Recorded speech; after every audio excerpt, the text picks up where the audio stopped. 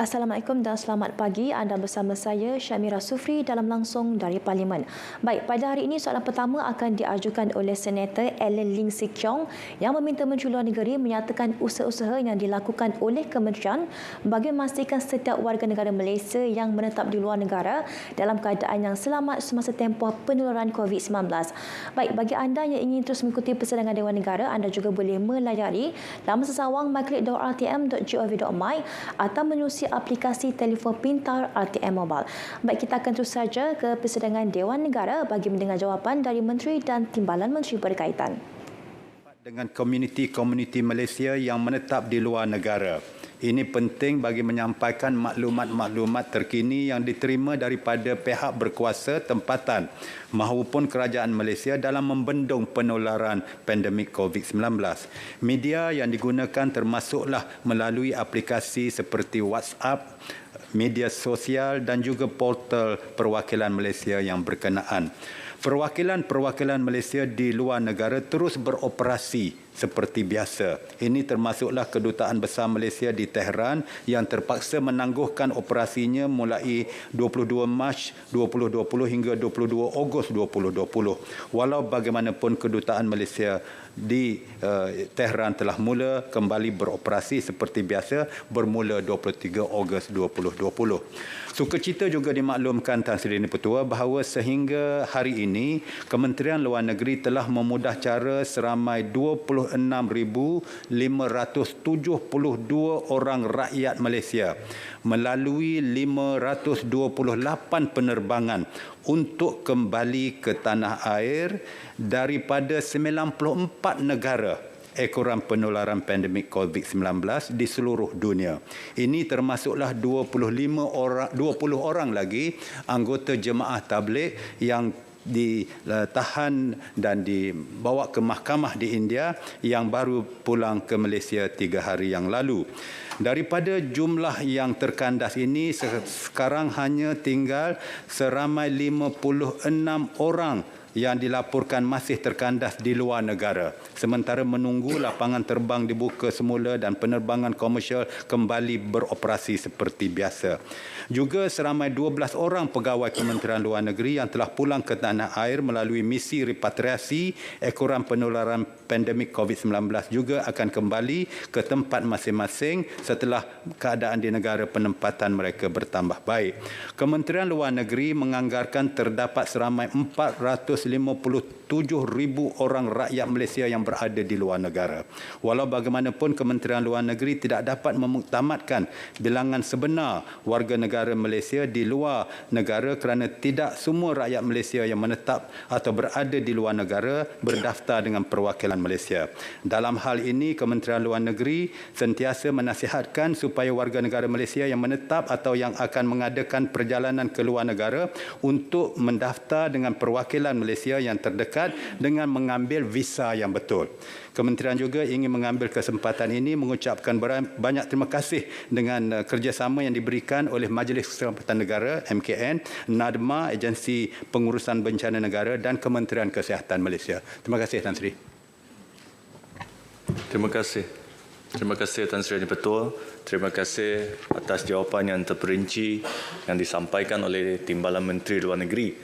Pertama sekali saya ucapkan ribuan terima kasih dan penghargaan saya kepada kementerian atas usaha gigih yang sempena pandemik ini telah memberi nasihat, tunjuk ajar serta segala bantuan dan perlindungan kepada hampir 500,000 rakyat Malaysia yang di luar negeri.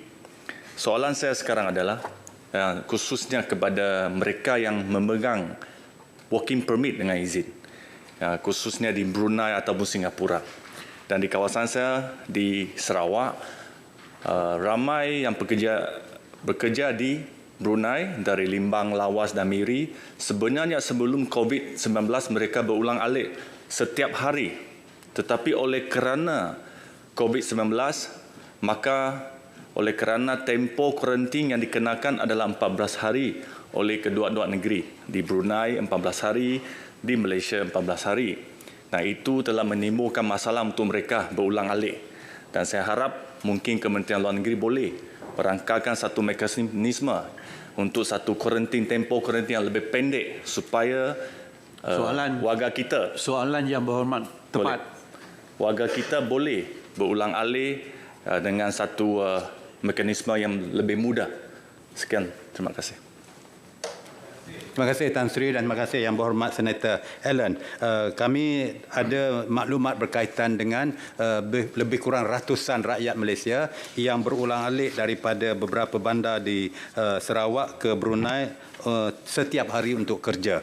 Setakat ini hubungan kita dengan negara-negara jiran, di antara yang kita berikan pemerhatian ialah tentang bagaimana nak memudahkan perjalanan keluar masuk, khususnya bagi negeri-negeri dan negara-negara yang terlibat. Tetapi Tan Sri Yang Pertua, setakat ini walaupun perhubungan sedang berjalan, tetapi belum dapat lagi apa-apa keputusan yang jelas daripada negara-negara jiran kita itu berkaitan dengan kesediaan mereka untuk membuka sempadan mereka dan untuk tidak memberikan proses yang ketat seperti kuarantin yang disebutkan itu. Dan ini melibatkan negara Brunei. Saya boleh sebutkan ada negara jiran satu lagi yang melibatkan 250,000 rakyat kita bekerja harian pun belum dapat diusahakan lagi. Jadi ini senantiasa dalam perhatian kementerian kita. Terima kasih, Tan Sri. Terima kasih. Tuan Haji Idris bin Ahmad. Assalamualaikum warahmatullahi wabarakatuh. Selamat pagi Tan Sri. Buah amra, buah pala dapat dibeli di Pekan Sungai Dua. Nasib rakyat mesti dibela. Soalan saya nombor 2. Silakan Menteri. Terima kasih Tan Sri Yang Di-Pertua. Kerajaan sentiasa berusaha dalam menggalak dan meningkatkan sambutan belia untuk menyertai bidang latihan kemahiran atau lebih dikenali sebagai Technical Vocational Education and Training ataupun TVET dengan izin yang dilaksanakan di seluruh negara.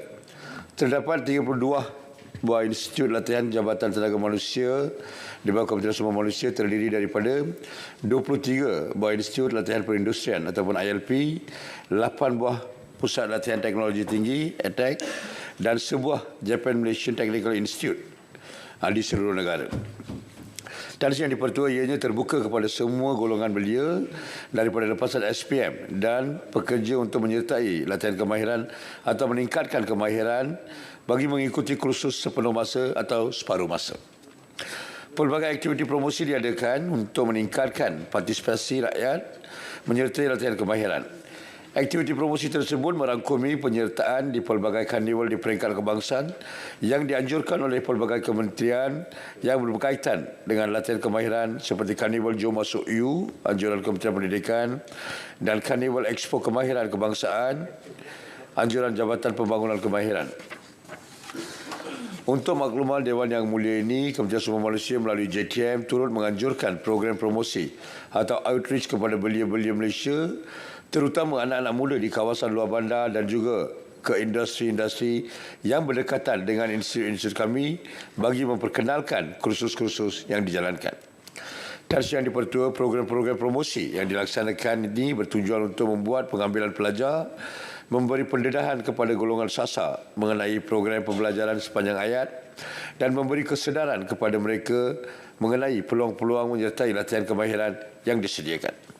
Hasil promosi yang telah dilaksanakan, Kementerian Sumber Manusia telah menerima permohonan untuk mengikuti latihan yang begitu menggalakkan daripada belia lepasan sekolah. Setiap tahun, kapasiti latihan di semua institut latihan kemahiran bagi kursus sepenuh masuk hampir dipenuhi, dan pada tahun 2019, Jabatan Tenaga Manusia telah melatih seramai 17,040 pelajar bagi kursus penuh masa dan 55,182 peserta bagi kursus separuh masa.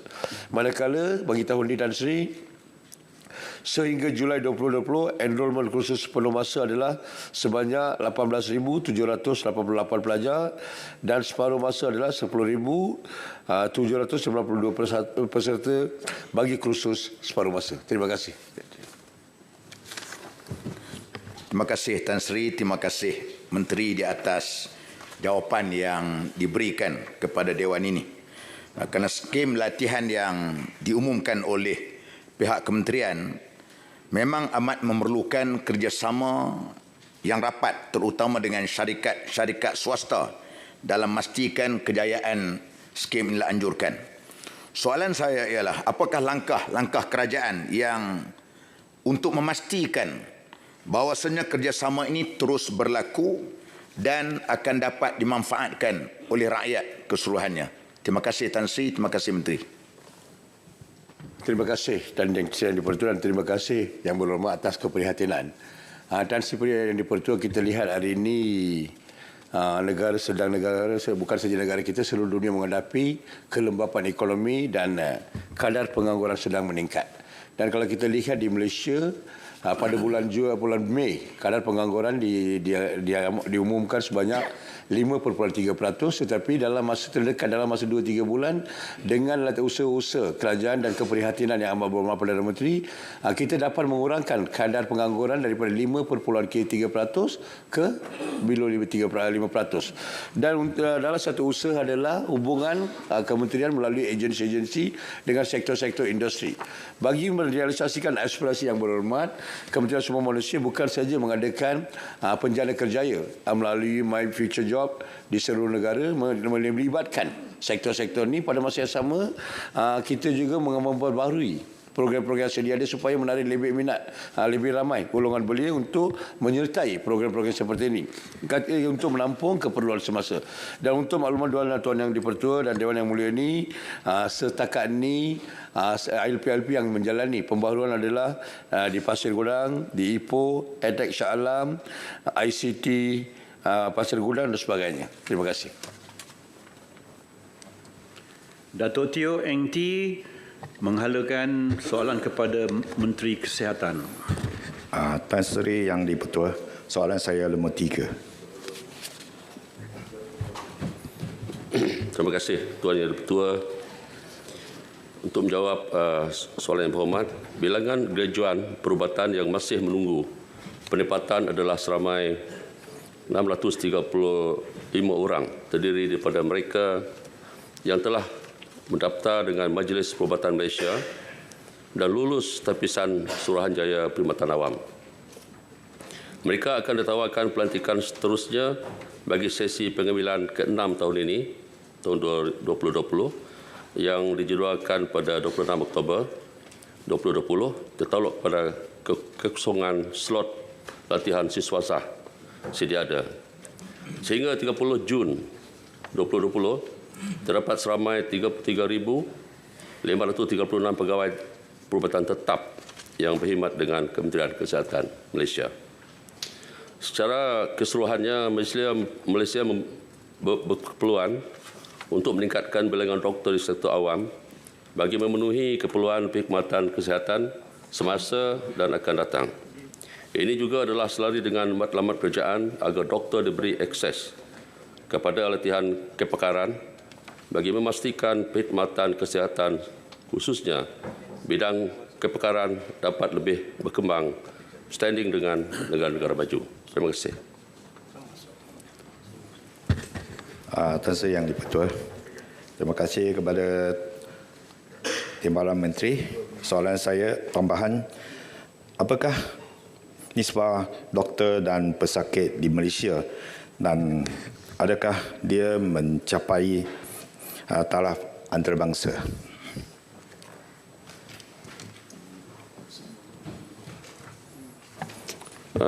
Terima kasih atas soalan Yang Berhormat.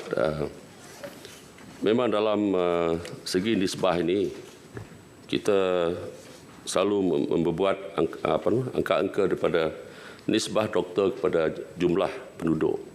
Dan kalau mengikut pesakit sekarang ini kita belum ada data yang mengatakan seorang doktor dapat nilai ataupun nisbah kepada pesakit, tak ada. Jadi kita sentiasa kalau kita melihat dari segi nisbah doktor kepada pesakit kepada mengikut negara pada jumlah population. Kalau Malaysia setakat ini 1 kepada 482. Kalau kita melihat negara yang sudah maju macam United Kingdom, 1 doktor kepada 272 penduduk. Australia, 1 doktor kepada 223 jumlah penduduk. Dan kita sekarang ini standing dengan negara-negara seperti Turki, China dan Mexico dalam lingkungan kurang daripada 1 kepada 500 penduduk. Terima kasih.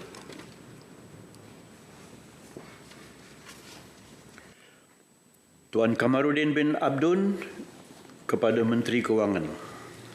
Assalamualaikum warahmatullahi taala wabarakatuh dan salam sejahtera. Yang Berhormat Tan Sri, soalan saya nombor 4. Bismillahirrahmanirrahim. Assalamualaikum warahmatullahi wabarakatuh. Terima kasih Tan Sri Yang Dipertua. Terima kasih Yang Berhormat Senator Kamarudin bin Abun. Untuk maklumat ahli yang berhormat, pemeriksaan dilakukan oleh pihak kastam terhadap semua kenderaan yang melalui pintu masuk dan keluar sepadan tanpa sebarang pengecualian. Bagi memastikan kelancaran pergerakan keluar masuk kenderaan di pintu-pintu sepadan, pemeriksaan rapi akan dilakukan berdasarkan penilaian risiko, latar belakang penumpang atau kenderaan, maklumat awam, maklumat risikan sama ada daripada bahagian penguatkuasaan kastam atau jenasi lain. Operasi khas Yang Berhormat, operasi berkala dan pemeriksaan mengejut turut dilaksanakan dari semasa ke semasa bersama agensi lain yang berkaitan seperti PDRM berdasarkan maklumat risikan dan maklumat yang diterima. Sekiranya Yang Berhormat mempunyai dakwaan yang mengatakan terdapat pegawai kastam yang telah melaksanakan tugas secara pilih kasih, tidak jujur dan sebagainya, boleh dilaporkan secara perinci kepada pihak kastam supaya siasatan dapat dijalankan. InsyaAllah Yang Berhormat, pihak kastam akan terus berusaha sedaya upaya bagi memastikan misi jabatan dan dalam memungut hasil dan memberi fasiliti perdagangan melalui penguatkuasa dan pematuhan undang-undang dapat dilaksanakan pada tahap yang tertinggi tanpa berbelah bagi. Terima kasih. Terima kasih Tan Sri Yang Ketua. Terima kasih kepada Yang Berhormat Timbalan Menteri yang beri jawapan. Apa yang jelas, pihak kastam negara jiran begitu tegas bagi memeriksa kenderaan-kenderaan Malaysia adalah kerana mereka yakin dengan berbuat begitu mereka dapat menghindar penyeludupan kenderaan dan juga daun-daun ketum. Yang Berhormat Tan Sri Yang Dipertua, soalan tambahan saya, memandangkan Malaysia begitu terdedah dengan kepada penyeludupan senjata api dan dadah, tidakkah pihak kerajaan perlu mengambil tindakan segera bagi membekalkan kepada komplek-komplek kastam di negeri-negeri yang bersempadan dengan negara jiran itu, dibekalkan dengan mesin scanner? Itu saja. Soalan tambah saya, Tan Sri. Silakan. Yang Bertua, terima kasih Yang Berhormat Senator atas soalan tambahan sebentar tadi. Saya akui Yang Berhormat Senator amat mengetahui tentang apa yang sedang berlaku dan saya yakin segala pandangan Yang Berhormat dari segi Akta Kastam Diraja Malaysia 1967 jelas menunjukkan bahawasanya di bawah Seksyen 111, Seksyen 135 dan 137 telah memberi satu kuasa yang luas kepada pihak penguatkuasa untuk mengambil tindakan. Tetapi soalan yang Berhormat bangkitkan tadi adalah berkaitan teknologi dan keupayaan penguatkuasaan hanya bukan tertakluk kepada individu, integriti individu terbabit, tetapi juga kelengkapan. InsyaAllah Yang Berhormat, perkara ini kita akan lakukan. Dan untuk maklumat Yang Berhormat, pada awal bulan hadapan saya sendiri akan turun ke Wang Kelian untuk adakan satu konsultasi bajet 2021 berkaitan operasi sempadan. InsyaAllah sekiranya Yang Berhormat berminat, saya akan jemput Yang Berhormat untuk turut bersama dalam konsultasi bajet tersebut. Terima kasih Yang Berhormat. Datuk Kesavadas, anak lelaki A. Archunathan Nair kepada Menteri Komunikasi dan Multimedia. Terima kasih Tan Sri Yang Dipertua. Soalan saya nombor 5.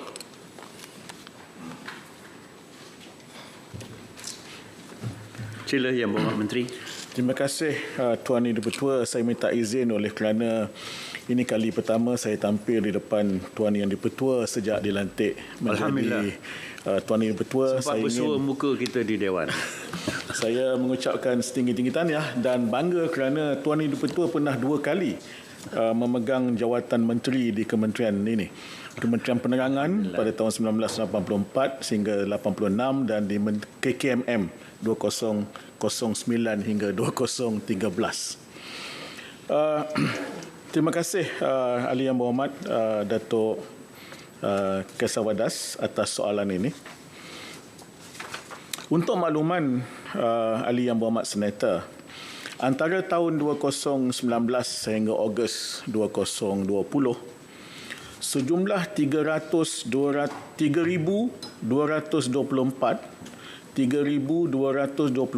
akaun yang menyamar atau akaun palsu telah disusuli tindakan oleh pihak Suruhanjaya Komunikasi dan Multimedia atau SKMM. Daripada jumlah tersebut, 80% daripadanya telah dipadam dengan kerjasama pihak penyedia platform media sosial selaras dengan terma-terma dan syarat platform masing-masing. Kandungan-kandungan lain adalah berkenaan kandungan yang berunsur buli cyber, kandungan berunsur kebencian dan sebagainya, di mana sejumlah 3,638 pautan atau URL bagi akaun dan kandungan telah dirujuk untuk perhatian dan tindakan lanjut penyedia platform media sosial seperti Facebook, Twitter, Google, Instagram, YouTube dan sebagainya. Dan 60% daripadanya telah dipadamkan berdasarkan pelanggaran terma dan syarat perkhidmatan serta piawaian komuniti penyedia platform yang berkenaan. Selain maklumat daripada pengguna media sosial, pihak penyedia platform media sosial seperti Facebook juga turut memantau kandungan serta akaun yang terdapat di platform mereka dan akan mengambil tindakan sewajarnya sekiranya kandungan atau akaun yang dimuat naik bertentangan dengan terma dan syarat serta piawaian komuniti yang ditetapkan oleh pihak mereka. Berkaitan dengan bahagian kedua soalan Yang Berhormat, terdapat beberapa undang-undang yang sedia ada yang boleh diguna pakai untuk menangani kes buli cyber menggunakan media sosial. Contohnya ialah Akta Komunikasi dan Multimedia 1998, Akta Jenayah Komputer 1997 dan Kanun Keseksaan. Undang-undang ini boleh digunakan oleh pihak penguatkuasa untuk melaksanakan penguatkuasaan bersama undang-undang sedia ada yang lain termasuk di bawah perundangan sivil tertakluk kepada fakta kes.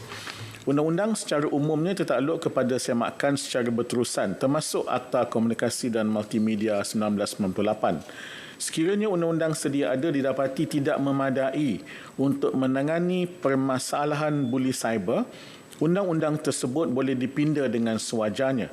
Dalam membuat pindaan atau membuat perundangan baru sekiranya perlu, konsultasi awam dan konsultasi dengan pihak berkepentingan akan diadakan bagi memastikan pindaan atau perundangan baru yang dibuat adalah wajar dan berkesan.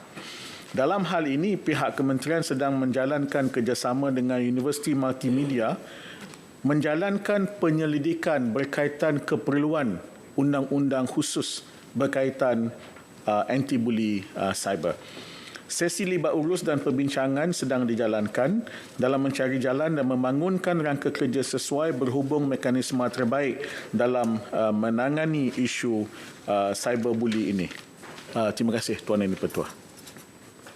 Oleh kerana Yang Berhormat Datuk Kesawadas mengemukakan dua soalan, pilihan untuk menambah lagi saya hadkan.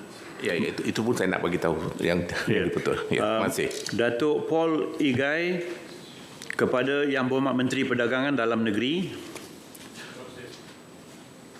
Terima kasih Tuan Sri Yang Di-Pertua. Soalan saya nombor 6. Sila. Okey, maaf Tuan Sri. Ya, saya juga Tuan Yang Di-Pertua pertama kali di depan Yang Di-Pertua dalam Dewan ini, yang izinkan saya dengan sukacita mengucapkan setinggi-tinggi tahniah kepada Yang Berhormat Tan Sri kerana dipilih sebagai Yang Di-Pertua Dewan Negara ini. Ya, ini jawapan dia. Kerajaan tidak berkompromi, terutamanya di dalam aspek yang boleh menjelaskan kesihatan pengguna dan sentiasa memastikan bahawa kesejahteraan pengguna terus terpelihara. Kementerian sentiasa bekerjasama dengan Jabatan Kimia Malaysia dalam tindakan penguatkuasaan yang memerlukan penghantaran sampel barang kes seperti produk petroleum dan barangan kawalan lain di bawah Akta Kawalan Bekalan 1972, minuman beralkohol yang berlibatkan barangan tiruan di bawah Akta Cap Dagangan 2019 serta sampel makanan yang secara khususnya terdapat ruang kecil bagi peruntukan di bawah Akta Perihal Dagangan 2011 dan Akta Pelindungan Pengguna 1999. Peranan dan kerjasama dengan Jabatan Kimia Malaysia sangat penting dalam memastikan kesahihan sesuatu kandungan makanan tersebut serta sebagai keterangan yang akan digunakan oleh pegawai penyiasat dalam mengambil tindakan pendakwaan dan seterusnya memastikan pengguna dilindungi. Yang Dipertua, di bawah Akta Perihal Dagangan, perkara yang biasanya disiasat adalah berkaitan perihal dagangan palsu di bawah Seksyen 5 dan Seksyen 6 Akta.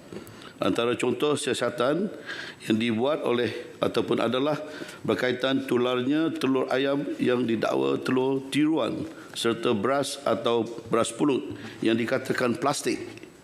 Sampel barangan tiruan yang berkaitan minuman keras juga dihantar kepada Jabatan Kimia Malaysia untuk mengesahkan bahawa minuman yang disita mengandungi alkohol. Selain daripada itu, sampel makanan yang dihantar juga melibatkan sesiatan di bawah Perintah Perihal Dagangan Tarif Halal 2011, iaitu sesiatan yang melibatkan aspek halal dalam makanan. Sampel akan dihantar ke Jabatan Kimia Malaysia bagi mengesahkan sama ada sesuatu makanan tersebut mengandungi bahan yang tidak halal dimakan oleh orang Islam seperti alkohol dan daging khinsir. Sekian, terima kasih.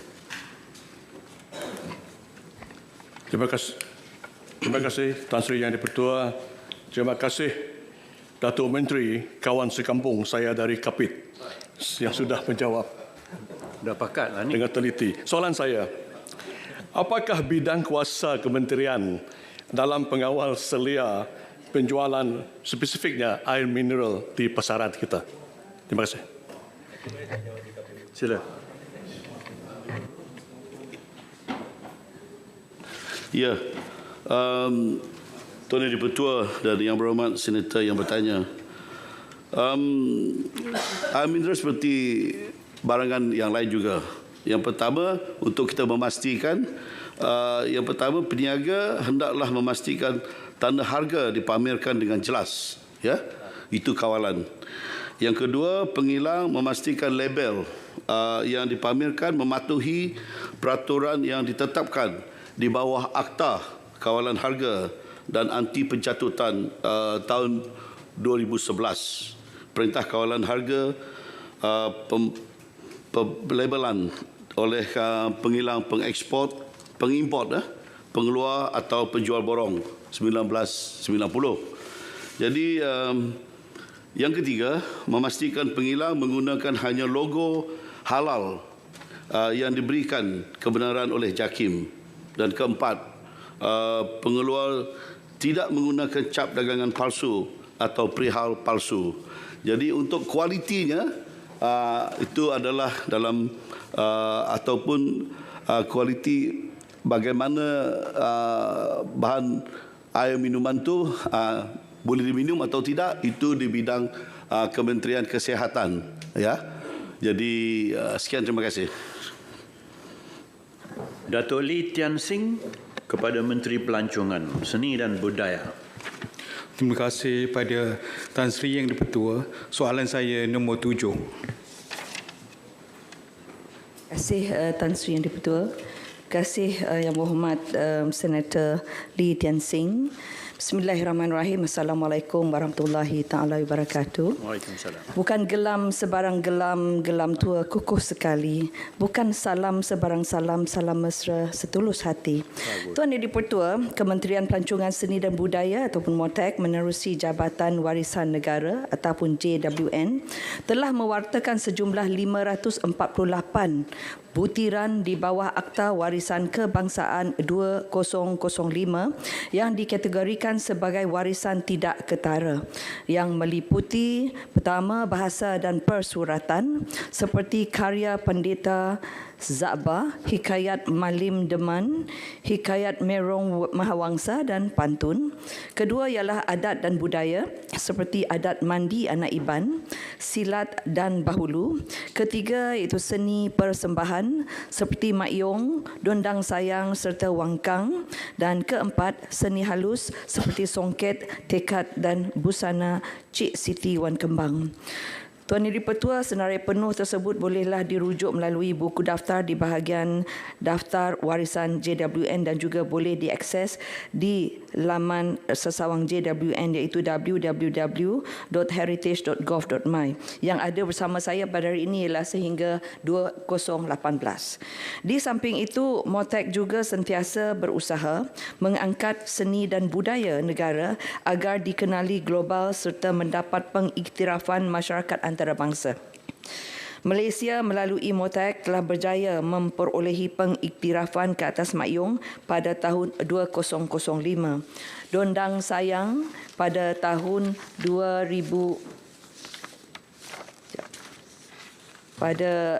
dondang saya pada tahun 2018 dan silat pada tahun 2019 di bawah the representative list of the intangible cultural heritage of humanity di bawah the United Nations Educational, Scientific and Cultural Organization atau lebih dikenali sebagai UNESCO, iaitu sebuah agensi khas di bawah Pertubuhan Bangsa-Bangsa Bersatu iaitu United Nations yang mempromosikan keamanan dan keselamatan dunia melalui kerjasama antarabangsa dalam pendidikan sains dan kebudayaan. Sementara itu pada tahun 2020 iaitu tahun ini terdapat 2 warisan kebudayaan tidak ketara Malaysia dalam proses penilaian untuk penyenaraian di bawah the representative list of intangible cultural heritage of humanity UNESCO. Pencalonan pertama ialah pantun yang merupakan pencalonan secara bersama dengan Indonesia.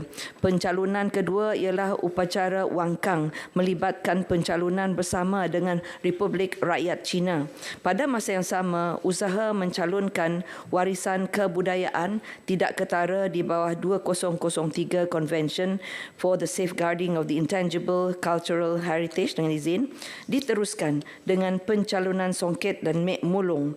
Pengiktirafan yang diperolehi dari pihak UNESCO ini bukan sahaja membolehkannya terus segar dihidupkan oleh generasi pada hari ini, malah secara tidak langsung ia dapat mempromosikan seni, budaya dan warisan sebagai salah satu produk tarikan pelancongan. Beberapa program turut diadakan bagi mempromosikan warisan tidak ketara seperti pertandingan sayembara dendangan syair, demonstrasi warisan, persembahan dondang sayang, pameran warisan Malaysia di UNESCO Paris, Perancis dan penghasilan video silat, songket dan mek mulung serta penerbitan buku seperti warisan masakan Lenggong. Kementerian ini juga, Tuan Yang di-Pertua, melalui Jabatan Kebudayaan dan Kesenian Negara JKKN telah mengadakan Festival Seni Hidup atau juga dikenali sebagai Living Arts Cultural Festival dengan izin dan panggung seni tradisional sebagai salah satu usaha mendedahkan seni budaya negara kepada masyarakat tempatan serta menarik para pelancong untuk menyaksikan sendiri keunikan seni, budaya dan warisan Malaysia. Usaha-usaha mempromosikan warisan tidak ketara turut dilaksanakan kementerian ini melalui Tourism Malaysia di peringkat antarabangsa melalui penyertaan ke pameran antarabangsa seperti World Travel Mart ataupun WTM di London, International Tourism Bourse ITB Berlin, Arabian Travel Mart ATM Dubai, South Indian Travel and Tourism Exhibition ataupun SATTE, New Delhi dan ASEAN Tourism Forum ATF. Keunikan budaya masyarakat Malaysia dipertontonkan melalui persembahan kebudayaan kepada ribuan peserta dan pelawat pameran serta pengamal media dari serata dunia. Kepelbagaian budaya Malaysia diterjemah dan dipersembahkan melalui gerak tari dan pakaian tradisional semasa persembahan. Sekian, terima kasih. Terima kasih. Yang Berhormat Puan Siti Fatimah binti Yahya kepada Menteri Pembangunan Usahawan. Tiada. Beliau tiada, saya meneruskan kepada soalan Prof. Emeritus Tan Sri Datuk Seri Dr. Ibrahim. Tan Sri Yang Di-Pertua, saya ada. Mohon maaf sebab yang berkenaan tidak hadir. Jadi berehatlah nampaknya Menteri dengan penuh keselesaan. Terima kasih. Sila Prof. Tan Sri Yang Di-Pertua, soalan saya soalan nombor 9. Yang Berhormat Menteri. Assalamualaikum warahmatullahi wabarakatuh. Salam sejahtera. Salam kita jaga kita. Tan Sri Yang Pertua, terima kasih.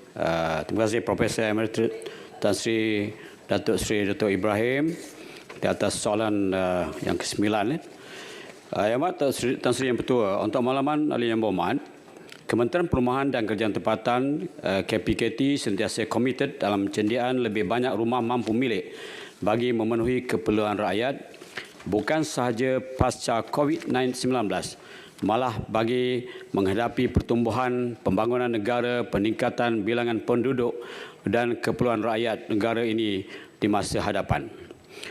Ianya dilakukan melalui pembinaan perumahan di bawah program-program berikut. Yang pertama ialah program perumahan rakyat PPR, yang kedua program perumahan penjawat awam Malaysia PPM, yang ketiga skim perumahan mampu milik swasta My Home dengan izin, yang keempat rumah transit dan rumah transit belia, yang kelima perumahan prima, dan yang keenam program perumahan syarikat perumahan negara Berhad SPMB. Tan Sri Yang Pertua, antara makluman ahli yang berhormat juga, secara umumnya penentuan harga rumah adalah dipengaruhi oleh beberapa faktor. Antaranya yang pertama lokasi rumah dibina, yang kedua harga tanah, kos bahan binaan, kos bahan mentah, kos pematuhan seperti cas premium tanah, cas sumbangan utiliti yang dikenakan oleh pembekal perkhidmatan utiliti seperti air, api dan sebagainya, serta kadar keuntungan yang diambil oleh pemaju. Selain itu, penentuan harga rumah adalah mengikut pasaran terbuka dan tertakluk kepada permintaan dan juga pasaran dan bekalan. Buat masa ini, KPKT tiada maklumat yang tepat mengenai sejauh manakah pandemik COVID-19 mempengaruhi harga pasaran semasa, kerana laporan pasaran hartanah separuh tahun pertama 2020 dan indeks harga rumah Malaysia bagi suku tahun pertama 2020 masih belum dikeluarkan oleh Pusat Maklumat Hartanah Negara NAPIX di bawah Kementerian Kewangan untuk dibuat perbandingan harga kesan berikutan pandemik COVID-19. Walau bagaimanapun, Tan Sri Yang Pertua, Kerajaan melalui Pelan Jana Ekonomi Negara Pencana telah melaksanakan kempen pemilikan rumah Home Ownership Campaign dengan izin 2020 HOC 2020, di mana insentif oleh kerajaan diberikan melalui pengecualian duty stamp dan insentif oleh pemaju perumahan diberikan melalui diskaun harga jualan sekurang-kurangnya 10%. Seterusnya dapat mengurangkan harga belian rumah. Terima kasih, Tan Sri Yang Pertua. Tuan Yang Pertua, soalan saya, apakah sasaran terkini pembinaan dan pemilikan rumah mampu milik oleh kerajaan PN? dan bagaimanakah kementerian melihat ianya mampu dicapai akibat kekangan PKPP sehingga Disember 2020? Dan yang kedua, apakah bentuk program bantuan dan perumahan kerjasama KPKT dengan kerajaan negeri yang dirancang bagi memastikan setiap negeri mempunyai rumah mampu milik, terutamanya di kawasan pusat bandar agar golongan muda mampu memiliki rumah? Terima kasih. Terima kasih Yang Amat Tan Sri Yang Bertuah. Terima kasih Yang Amat Senator. Untuk makluman, di samping KPKT menyediakan program-program perumahan seperti mana yang saya sebutkan tadi, pihak kerajaan negeri bahkan swasta juga bertanggungjawab membina rumah-rumah mampu milik. Kalau mengikut sasaran yang kita buat, pembinaan rumah mampu milik dalam tempoh 10 tahun, 2018 hingga 2028, itu semula 1 juta rumah, di mana saya ambil contoh KPKT saja, merancang membina 71,798 unit rumah, di bawah Prima 44,029 unit, 68,367 unit di bawah SPMB. Sementara itu, kerajaan negeri juga tidak kurang merancang dan membina rumah-rumah mampu milik ini. Umpama contoh, sehingga Mac 2020, sejumlah 18,113 telah disiap dibina oleh kerajaan negeri dan 2,071 oleh pemaju swasta. Detailnya Tan Sri Yang Bertuah boleh saya berikan. Namun demikian, dalam menghadapi pandemik COVID-19 ini, saya kira banyak kelonggaran telah diberikan oleh kerajaan, bantuan bagi meringankan beban dihadapi oleh rakyat, terutamanya pemilik-pemilik perumahan pemampu milik ini. Antara program di bawah penjana, umpamanya Tan Sri Yang Bertuah, ialah kempen pemilikan rumah, home ownership campaign. Melalui kempen pemilikan rumah, insentif kerajaan diberikan melalui pengecualian duty stamp dan insentif oleh pemaju perumahan yang memberikan diskaun harga jualan sekurang-kurangnya 10%. Di samping itu juga pengecualian cukai bagi perjanjian jual beli yang disempurnakan pada 1 Jun 2020 hingga 31 Mei 2021 dan distemkan di mana-mana cawangan lembaga hasil dalam negeri. Pengecualian duty stamp juga 100% ke atas ke seluruh perjanjian perumahan. Yang kedua, Tan Sri Yang Bertuah, ialah pengecualian cukai keuntungan hartanah, di mana kalau biasanya harga perumahan, pengecualian cukai hartanah ini diberikan kepada individu warga Malaysia ke atas 10% rumah kediaman yang dibuat mulai 1 Jun 2020 hingga 31 Disember 2021. Pengecualian dihadkan kepada 3 unit rumah kediaman saja. Bagi satu, biasanya pada tahun pertama, kedua, ketiga ialah 30%. Tahun keempat diberikan 20% kadar pengecualian. Dan tahun kelima 15%, tahun keenam ialah 5%. Tetapi di bawah skim bencana ini, 1 Jun 2020 hingga 31 Disember 2021 dihadkan bagi 10% 3 rumah ialah dikecualikan cukai hartanah. Yang ketiga, Tan Sri Yang Bertuah, had pembiayaan bagi pinjaman perumahan. Kalau dulu pihak bank, pemberi pinjaman memberikan pinjaman hingga 70%. Tetapi sehingga kini di bawah bencana ini, bagi membantu rakyat menghadapi pandemik COVID-19, ada had semasa tempoh HUC bagi harga rumah 600,000 ke atas taluk pada pengurusan risiko. Maknanya tiada had diberikan, dulu 70% saja. Tan Sri Yang Bertuah, seperti mana yang sebutkan, bagi membantu golongan rendah, termasuklah pegawai awam dan kaki tangan bawahan, kita juga mengadakan seperti mana yang saya sebutkan rumah transit dan juga rumah transit belia. Terima kasih. Tuan Ismail bin Yusuf kepada Menteri Pengangkutan. Terima kasih Tan Sri Yang Berhormat Tan Sri. Dalam kelam mohon untuk bersuluh, soalan saya nombor 10.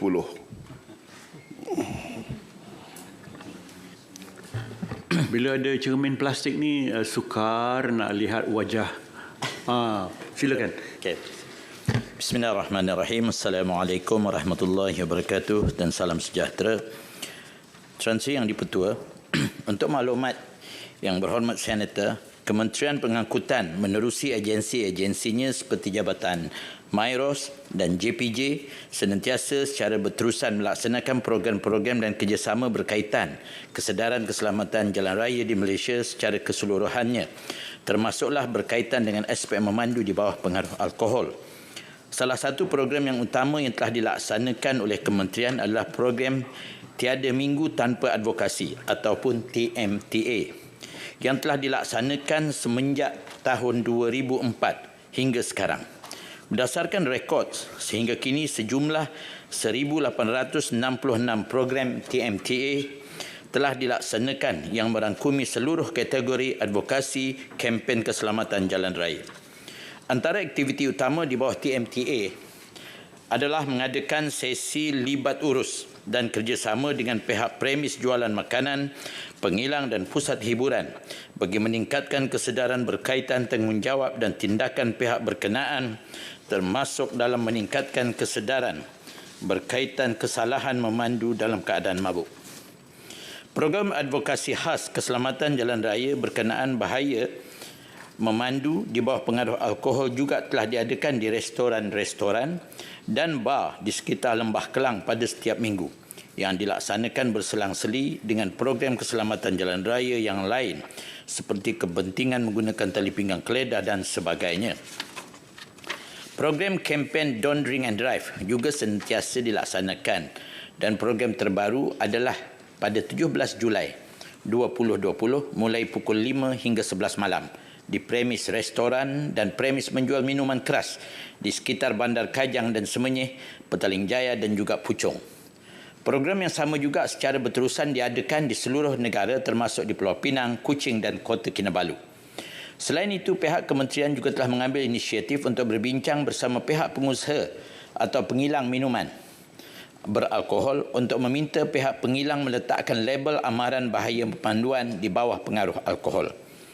Pihak kementerian juga telah mengadakan sesi libat urus dengan pihak penyedia kenderaan perkhidmatan awam e-hailing bagi menyediakan perkhidmatan kepada individu yang telah mengambil minuman beralkohol. Sebelum wujudnya alkohol, kita menggunakan radio taxi dengan izin. Perkara ini bertujuan mengubah minda individu berkenaan untuk tidak memandu selepas mengambil minuman beralkohol, sebaliknya menggunakan kenderaan perkhidmatan awam. Kementerian Pengangkutan dan semua agensi-agensi utamanya akan terus menggiatkan lagi aktiviti advokasi dan program pendidikan keselamatan jalan raya. Dalam melaksanakan program-program sebegini, Kementerian Pengangkutan menyuruh semua pihak yang berkepentingan termasuk NGO, pengusaha premis minuman, makanan, pengendali perkhidmatan pengangkutan awam dan lain-lain untuk bekerjasama dengan kementerian bagi menjayakan usaha ini ke arah menjamin kesejahteraan dan keselamatan rakyat Malaysia. Pelbagai program kemudahan inisiatif boleh diadakan dengan jayanya dengan sokongan dan penglibatan semua pihak. Sekian, terima kasih. Terima kasih Tan Sri, terima kasih Yang Hormat Menteri. Soalan tambahan saya ringkas saja. Ya, isu pemanduan atau memandu dalam keadaan mabuk ni merupakan isu sikap dan amalan sosial kehidupan seseorang individu.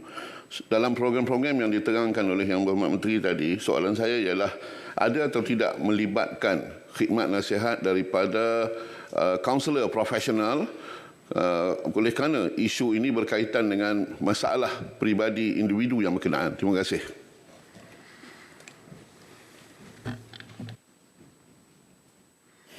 Terima kasih kepada Yang Berhormat Senator. Dalam rekod saya yang secara terperinci memang saya tak ada rekod yang berkaitan dengan di mana menghantar pesalah-pesalah ataupun yang ditahan di bawah memandu di bawah pengaruh alkohol ini yang telah berapa orang ataupun berapa jumlah yang dihantar kepada professional counselor dengan izin. I don't have the record. InsyaAllah I will try to get the record untuk ni. Tetapi program sebegini lebih kepada khidmat nasihat yang disediakan oleh KKM memang ada untuk secara berterusan kepada mereka-mereka yang apabila ada di antaranya yang ditahan semasa ops bersepadu. Ada juga walaupun ops bersepadu ini yang dibuat oleh polis, PDRM, ADDK, Jabatan Immigration dan juga pihak berkuasa tempatan. Ada juga yang dijumpai yang ditahan sebab pengaruh alkohol dan mereka ini ada yang dihantar kepada KKM untuk dicek dan mungkin ada di antaranya pula yang dihantar yang dikendalikan oleh KKM untuk diberi khidmat nasihat. Ya Muhammad, yang soal senator kita tadi tentang counselling tu. This one, the counselling, I don't have the detail here just now. Sir. I don't have the detail. Tetapi yang ada, yang dalam makluman kita ialah yang dihantar kepada KKM untuk mendapat khidmat nasihat. Program khidmat nasihat yang disediakan oleh KKM secara berterusan. Itu ada. Yang profesional, I don't have the record. I will check and give you the answer. Dengan izin insya-Allah. Terima kasih.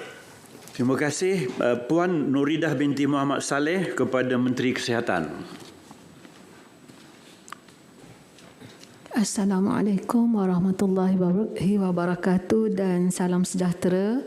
Minum air guna gelas. Soalan saya nombor 11. Tepat. Silakan. Terima kasih Tuan Ketua.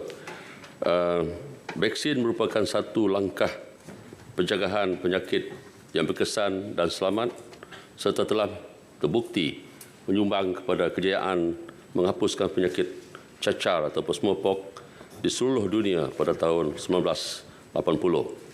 Di Malaysia, vaksin-vaksin yang diberikan di bawah program imunisasi kebangsaan sejak tahun 1950-an telah berjaya menurunkan bilangan kes dan kematian akibat penyakit cegahan vaksin ataupun vaksin preventable disease. Namun, sejak teknologi maklumat bertambah canggih dengan kemudahan internet tanpa sempadan, kes penolakan vaksin akibat dipengaruhi oleh lambakan maklumat semakin berluasa bukan sahaja di Malaysia, malah turut berlaku di negara-negara lain. Gerakan anti-vaksin yang memburuk-burukkan vaksin di Malaysia didalangi oleh individu-individu yang bukan pakar dalam bidang vaksin. Mesej yang menggunakan unsur emosi digunakan bagi menakut-nakutkan masyarakat, terutama ibu bapa, sehingga timbul keraguan seterusnya menyebabkan penolakan vaksin. Bagi memastikan ibu bapa bersetuju agar anak mereka diberi suntikan vaksin, pendekatan Kementerian Kesihatan Malaysia adalah bersifat advokasi dan promotif untuk meningkatkan kesedaran, kebaikan dan kepentingan vaksin di kalangan ibu bapa serta menghapuskan stigma negatif terhadap vaksin.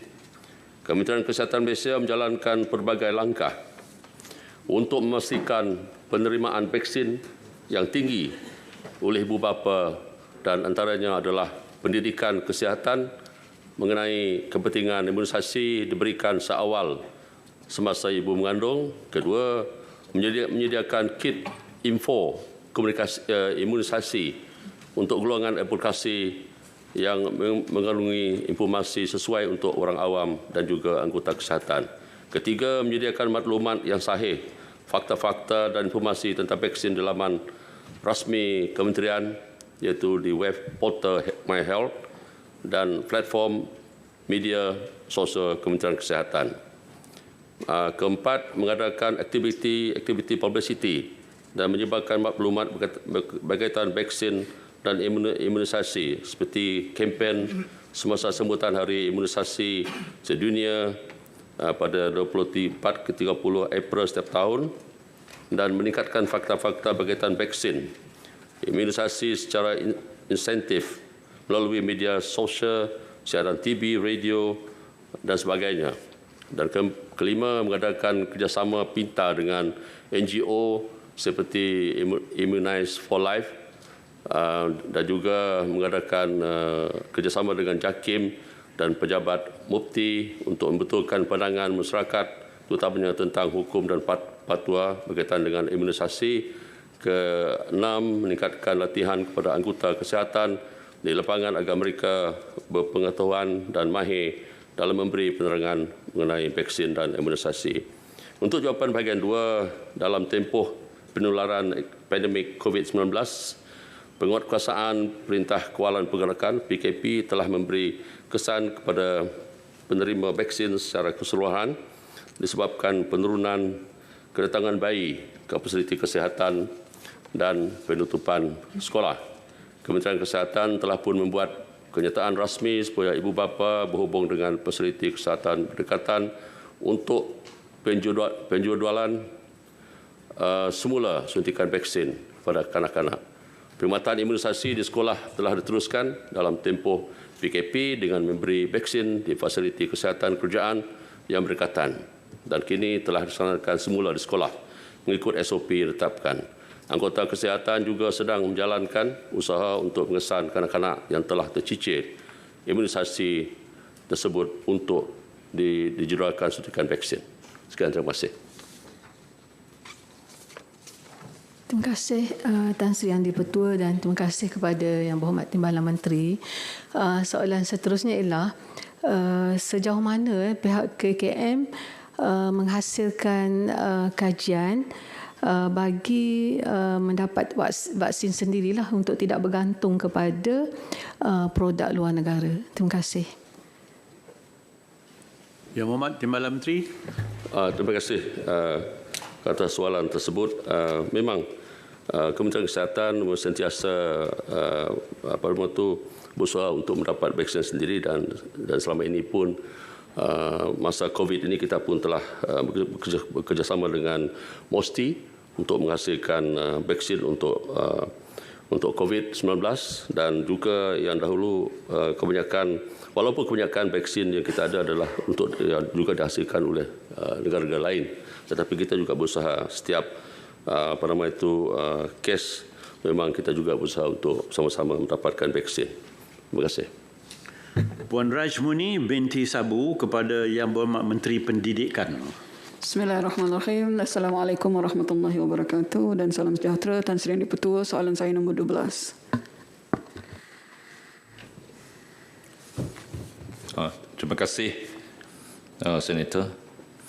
Tan Sri Yang di-Pertua, Kementerian Pendidikan Malaysia KPM bertanggungjawab menyediakan akses pendidikan yang seragam kepada semua murid sepanjang tempoh Perintah Kawalan Pergerakan PKP, termasuklah untuk murid-murid di kawasan yang mempunyai capaian internet yang rendah.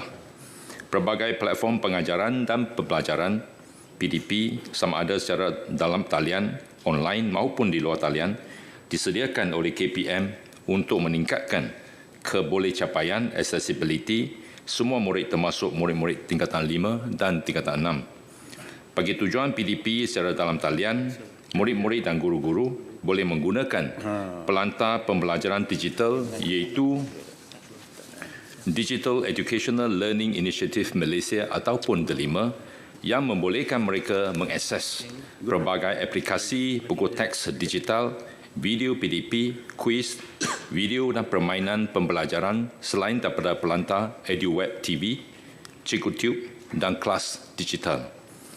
KPM dengan kerjasama Kementerian Komunikasi dan Multimedia KKMM telah memperkenalkan semula rancangan TV pendidikan di saluran TV OK bermula 6 April 2020 dan Tutor TV Astro di saluran 601 dan 603 mulai 4 Mei 2020. Liputan yang meluas menerusi penggunaan televisyen ini memberi faedah kepada murid-murid di kawasan luar bandar, termasuklah di pedalaman Sabah dan Sarawak. Rancangan radio pendidikan pula telah dilaksanakan di beberapa negeri seperti di Kedah, Terengganu dan Johor. Bagi kumpulan murid yang tidak mempunyai alatan teknologi di rumah, PDP dilaksanakan melalui serahan bahan pembelajaran kepada murid melalui perkhidmatan pos, bantuan penghantaran oleh Persatuan Ibu Bapa dan Guru dan kaunter pandu laru di sekolah, termasuk melalui faksimili kepada sekolah untuk dicetak dan diedarkan kepada murid. Semua langkah ini membuktikan pihak KPM peka terhadap keperluan murid dalam menentukan aktiviti yang sesuai berdasarkan analisis keperluan dari segi persekitaran, intelek, emosi dan jasmani murid. Terima kasih. Yang Dipertua, pendidikan ketika COVID-19 sebenarnya telah mendedahkan kepada suasana di mana jurang digital yang sangat besar dan kronik dalam negara kita berlaku di kalangan entiti akademik. Soalan tambahan saya, apakah langkah-langkah kerajaan bagi merapatkan jurang digital ini? Saya mengambil maklum jawapan daripada Yang Berhormat Menteri tadi, tetapi jurang digital itu memang berlaku. Lalu apakah langkah segera yang mungkin kementerian ambil untuk merapatkan jurang digital ini, khususnya sebenarnya pada masa kita perlu bersedia menghadapi revolusi industri 4.0. Tan Sri Yang Dipertua, terima kasih. Terima kasih Tan Sri Yang Dipertua. Memang apa yang disebutkan oleh Senator tadi adalah benar, bahawa memang wujud jurang yang agak besar di antara bandar dengan luar bandar, dan walaupun dalam bandar pun sendiri terwujud jurang tersebut. Itu yang pertama. Keduanya, ingin juga saya maklumkan di sini, disebabkan oleh ataupun akibat daripada PKP ini, penggunaan aplikasi digital semakin meningkat. Dan untuk itu, ingin saya laporkan di sini bahawa penggunaan pendedahan murid-murid dan guru-guru kepada alat-alat digital, penggunaan PDP secara digital telah meningkat dengan begitu mendadak sekali. Iaitu berdasarkan kepada data pada 11 Julai 2020, 93.4% populasi guru di Malaysia telah menggunakan delima. Dan selain daripada itu, 62.4% populasi murid di Malaysia juga telah menggunakan platform tersebut. Dan selain daripada itu, Tan Sri Yang Dipertua, kita di KPM tengah berusaha untuk merangka satu cara dan tengah mengaji untuk cuba dan membekalkan alat-alat peranti khususnya kepada golongan B40. Terima kasih. Puan Asma binti Hussein kepada Menteri Pengajian Tinggi. Assalamualaikum warahmatullahi wabarakatuh. Tan Sri Yang Dipertua, soalan saya nombor 13.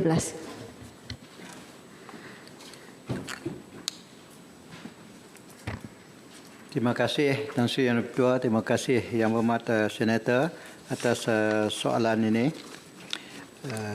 Tan Sri Yang Dipertua, sebagai usaha mendepani ledakan revolusi industri 4.0 yang turut mempengaruhi sektor pengajian tinggi, Kementerian menumpukan kepada usaha untuk menyediakan sumber manusia yang lebih inovatif, berkemahiran tinggi dan mempunyai literasi berkaitan teknologi terkini selaras hasrat wawasan kemakmuran bersama 2030 dan revolusi perindustrian keempat.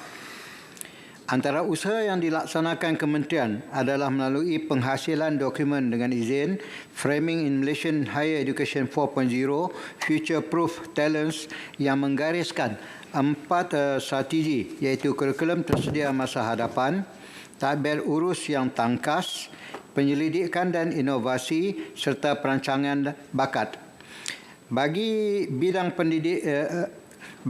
pendidikan dan latihan teknikal dan vocational TVET pula, Kementerian telah menerbitkan rangka kerja TVET 4.0 sebagai garis panduan kepada institusi TVET di bawah sediaan kementerian termasuk Politeknik dan Kolej Komuniti serta Malaysian Technical University Network MTUN yang terdiri daripada 4 universiti awam iaitu Universiti Malaysia Pahang UMP, Universiti Tun Hussein On Malaysia, Universiti Teknikal Malaysia Melaka dan Universiti Malaysia Perlis UNIMAP yang membekalkan tenaga kerja TVET yang berkemahiran tinggi, kreatif dan memenuhi keperluan industri. Rangka kerja TVET 4.0 ini menggariskan 6 teras yang meliputi transformasi sistem pendidikan, penghasilan graduan TVET berkualiti, pengkayaan bakat didorong teknologi, memperkukuh kolaborasi industri dan komuniti, pemantapan governance yang responsif dan mampan, serta membudaya pendidikan gunaan dan inovasi. Antara inisiatif yang dilaksanakan adalah menambah baik program pengajian ke arah revolusi industri keempat, menerusi peningkatan penglibatan industri dalam mekanisme penyampaian, memperbanyakkan program pengajian berbentuk work-based dengan izin, work-based learning, meningkatkan pelaksanaan kursus-kursus pembelajaran sepanjang hayat, PSH, bagi mewujudkan komuniti pintar, serta membangunkan set kemahiran bakat yang berupaya memaksimumkan potensi sumber manusia sesuai dengan perubahan teknologi. Dan selain itu, Tan Sri Yang Ketua, Kementerian turut mewujudkan dengan izin 4RR Competence Center baharu serta menaik taraf Competence Center sedia ada di Universiti Awam selaras dengan elemen-elemen pemangkinan teknologi seperti additive manufacturing, artificial intelligence, big data analytics, advanced materials dan cyber security. 4.R Competence Center ini berfungsi sebagai pusat kerjasama universiti-universiti dalam memastikan Malaysia bukan sahaja menjadi pengguna kepada teknologi baru, malah menjadi antara kreator ekonomi baru 4IR. Dengan izin, Kementerian bersama-sama dengan Kementerian Sumber Manusia juga bertindak selaku pengurusi bersama dengan pihak industri dalam jawatankuasa kerja pembangunan kemahiran dan bakat di bawah dasar Industry Forward yang diterajui oleh Kementerian Perdagangan Antarabangsa dan Industri melalui TWGS. Kementerian melaksanakan program Training of Trainers TOT kepada pensyarah Universiti Awam, Politeknik dan Kolej Komuniti untuk mempersiapkan mereka dengan teknologi 4.R seiring dengan perkembangan terkini bagi melaksanakan pedagogi dan penilaian yang lebih efektif dan berkesan. Terima kasih, Tan Sri Yang Ketua. Terima kasih Tuan Menteri. Tan Sri Yang Di-Pertua, bila saya melihat kepada perkembangan pengajian tinggi pada hari ini, saya tertarik dengan satu penubuhan sekolah coding school yang dilancarkan di Perancis dan mula memasuki pasaran di Malaysia dan turut dilancarkan oleh Menteri Multimedia iaitu YB tadi, ada Datuk Saifuddin tadi. Dan sekolah ini tidak ada tuition fees, tidak ada kelas, tidak ada guru, dan yang paling penting tidak perlu mengikuti mata pelajaran umum seperti IPT biasa, iaitu seperti subjek kenegaraan dan lain-lain. Jadi soalan saya, apakah persediaan di peringkat pengajian tinggi sendiri untuk menghadapi perkembangan revolusi fakulti seperti ini? Sekarang ia memberi cabaran kepada Fakulti Teknologi Maklumat, kemungkinan akan datang akan menghadapi cabaran pula adalah Fakulti Bahasa, Fakulti Sastra, Fakulti Pengajian Islam contohnya. Jadi apakah langkah-langkah efektif menghadapi suasana prasarana IPT seperti ini? Sekian, terima kasih. Terima kasih Yang Berhormat Semata. Ada dua aspek yang disediakan oleh pihak kementerian. Satu berkenaan dengan kesediaan infrastruktur di institusi-institusi sendiri, dan yang keduanya ialah berkenaan dengan kesediaan pensyarah itu sendiri. Berkenaan dengan kesediaan institusi pendidikan, KPT sedang melaksanakan kajian kesediaan institusi pendidikan dalam mendepani revolusi perindustrian 4.0 ini bagi menilai tahap kesediaan institusi pendidikan dari segi infrastruktur, kurikulum, kemahiran tenaga pengajar dan ekosistem. Dan hasil dapat kajian akan menentukan kedudukan institusi dan tindakan susulan yang wajar diambil bagi memastikan kaedah pengajaran dan pembelajaran yang meliputi serta menggunakan teknologi bawah ni 4IR ini dapat disampaikan dengan jayanya.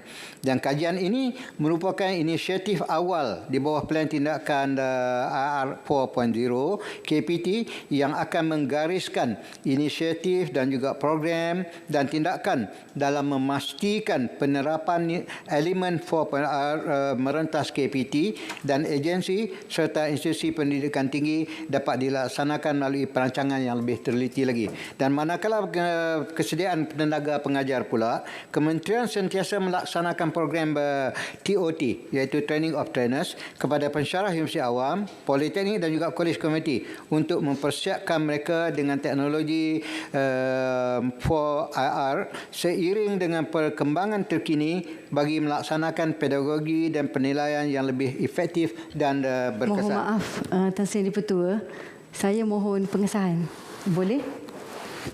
Daripada soalan tadi. Apa spesifik elemen yang tak ditegur itu? Yang saya bangkitkan tadi, kewujudan fakulti tanpa guru, tanpa kelas, tanpa tuition sekarang dan tanpa perlu mengikuti mata pelajaran umum. Jadi bagaimana kita nak menghadapi suasana yang ini yang lebih menarik minat pelajar? Terima kasih. Terima kasih. Itu yang saya sebutkan tadi. Soalan ini agak spesifik, tapi untuk menjawab soalan itu yang kita katakan yang KPT mengambil tindakan dalam dua langkah ini. Satu, kesediaan infra, jadi mengambil kira apa yang dibangkitkan oleh Yang Berhormat Senator tadi, apa saja keperluan infra yang berkaitan dengan apa yang dibangkitkan tadi akan diberi pertimbangan. Dan yang keduanya ialah persediaan tenaga pengajar itu sendiri. Itu yang sedang dilaksanakan dan sedang dirancang oleh pihak kementerian bagi berdepan dengan perkembangan industri yang sentiasa berubah ini. Ya. Sekian, terima kasih. Terima kasih Tuan Manolan bin Muhammad kepada Menteri Pembangunan Luar Bandar. Terima kasih Tan Sri Yang Dipertua. Soalan saya nombor 14. Terima kasih Tan Sri Yang Dipertua dan terima kasih Senator Tuan Manolan bin Muhammad. Tuan Yang Dipertua, untuk makluman Yang Berhormat Senator, sebanyak RM20.9 juta peruntukan melibatkan seramai 397 orang penerima yang telah dibelanjakan oleh Jabatan Kemajuan Orang Asli bagi bantuan kepada masyarakat orang asli yang terjejas semasa pelaksanaan Perintah Kawalan Pergerakan akibat penularan pandemik COVID-19. Pihak kementerian menerusi JAKWA telah melaksanakan bantuan sepanjang tempoh PKP yang merangkumi 3 fasa mulai bulan Mac hingga Mei 2020. Bantuan ini melibatkan penyaluran bantuan asas bakul makanan dan sabun antibakteria bagi setiap keluarga, susu tepung kepada anak-anak orang asli serta pelitup muka dan cecar sanitasi kepada Tok Batin dan Jawatan Kuasa Pembangunan dan Keselamatan Kampung Orang Asli yang terlibat dengan pengagihan bantuan bagi mencegah penularan COVID-19. Bagi memastikan plan pemulihan pasca pandemik COVID-19 dan kesejahteraan masyarakat orang asli